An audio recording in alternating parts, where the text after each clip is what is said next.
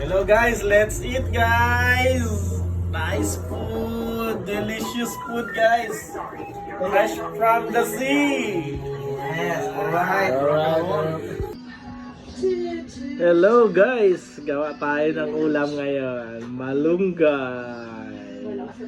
Bagong bago. Akala mo nasa Pilipinas lang tayo. Malunggay guys!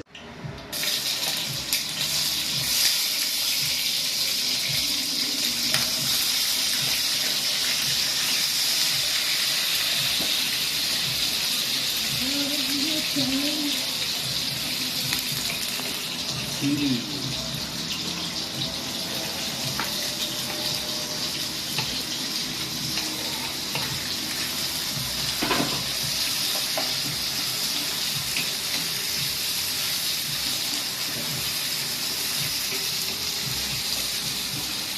Guys, lutuin na natin yung gulay. Gisa tayo ng sibuyas at bawang. Yan, halo-haluin lang natin guys. Pag medyo nagisa na, lagay natin yung sili. Yan, pampaanghang. Then, ayan, lagyan natin ng kamatis guys. Kamatis. Gisa muna natin yan.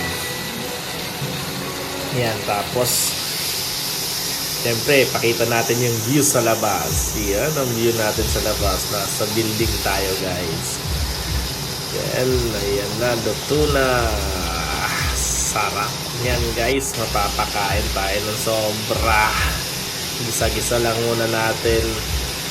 Pag yan, pag nalusaw na yung kamatis, lagay na natin yung isda guys. Yan, papalasahin lang natin ganyang isda sa kamatis. Yan, tapos ayusin natin ng konti. Binaliktad na natin yan. Tapos tanggal natin ulit yung isda para hindi siya madurong mamaya. Yan, hinalo-halo ulit natin yung kamatis. Tapos lagay na natin yung kalabasa guys. Yan, haluin lang natin hanggang sa medyo maluto na siya. Halo-haluin lang muna natin guys. Ginisa natin muna yan sa kamatis para medyo malasa, malinam lang. Then lagay natin yung gata. Version 2.0 ng pagluluto ng ginataan. So yan guys, hintayin lang natin siyang kumulo at medyo maluto yung gulay. Then lagay natin yung sitaw na masarap. Akala mo para lang tayo nasa Pilipinas guys, nakapagluto tayo ng gulay.